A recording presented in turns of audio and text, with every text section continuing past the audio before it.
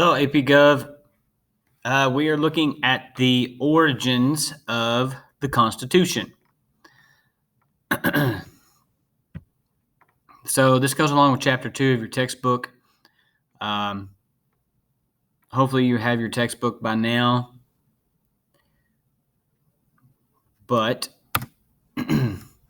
so just some basics about the Constitution. So we talk about a definition. The nation's basic law is the supreme law of a country, but it's going to create political institutions. It assigns, divides powers in government, and often provides certain guarantees to citizens.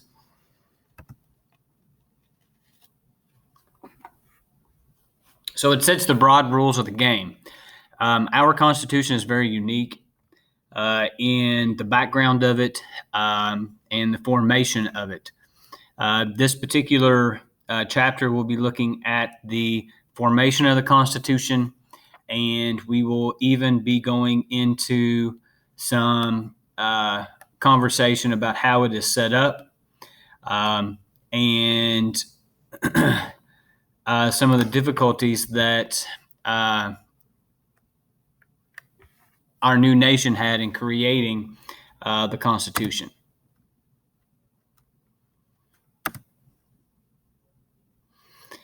So the origins of the Constitution. When you look at the road to the Revolution, the king and parliament originally left almost everything except foreign policy and trade to the discretion of individual colonial governments. And what the colonists faced were tax increases after the French and Indian War ended in 1763. With the end of the French and Indian War, you also had what was known as the Proclamation Line, or the Line of Proclamation, which is basically along the Appalachian Mountains.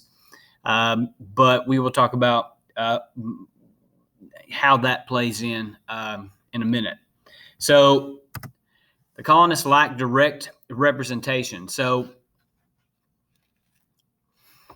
when we vote, we have direct representation. Like, we vote for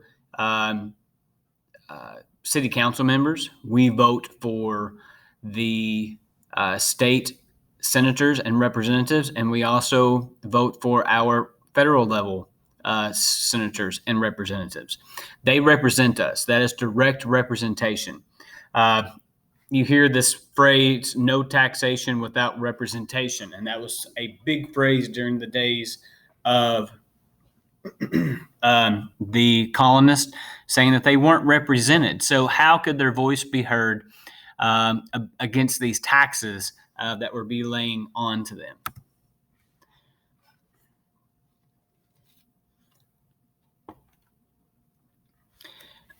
The colonists responded to this by forming the First Continental Congress in 1774, in September of 1774. They sent delegates from each colony to Philadelphia to discuss the future of relations with Britain. This is going to lead to European claims in North America that you see here. And you can see how these claims are going to change 1754 to 1763.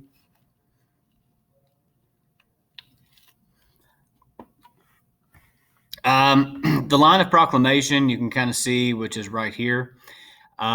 Basically, the colonists were not allowed to spread further than that line. Obviously, that didn't work. And by 1763, you can see where the European domination as far as North America is concerned, where that domination was as far as claims by European nations. So declaring independence. In May and June 1776, the Continental Congress debated resolutions for independence. The Declaration of Independence, which listed the colonists' grievances against the British, mainly against King George, is adopted on July 4th, 1776. Politically, the Declaration was polemic, meaning and announcing and justifying revolution.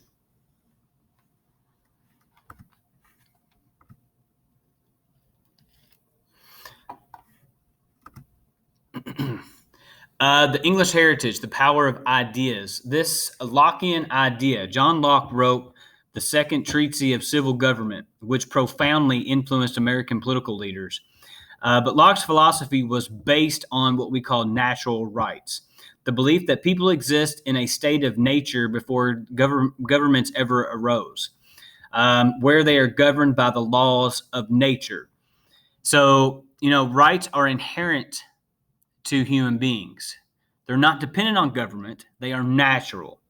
So, because natural law is superior to human law, natural law can justify even a challenge to the rule of a tyrannical king, which in this case is what the American idea or the colonist idea was based on. The other idea is this idea of the consent of the governed. The fact that government derives its authority by sanction of the people, saying that if the people are not consenting to the government, then the power is not there. So obviously, in a monarchy or what was set up in England, there's not really a consent of the governed as far as the colonies were concerned to be governed by the English. Another idea here is the idea of limited government. The government should be a limited government with clear restrictions on what rulers can and cannot do. Certain restrictions should be placed on the government to protect the natural rights of the citizens.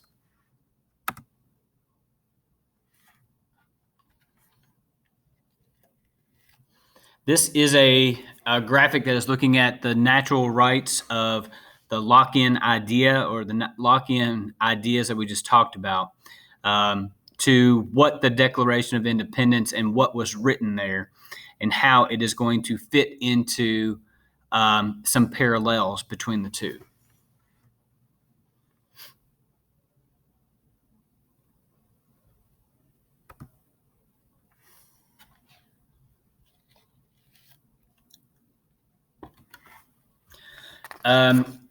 Everyone is well aware of the fact that Thomas Jefferson wrote the Declaration of Independence. You did have a Declaration Committee.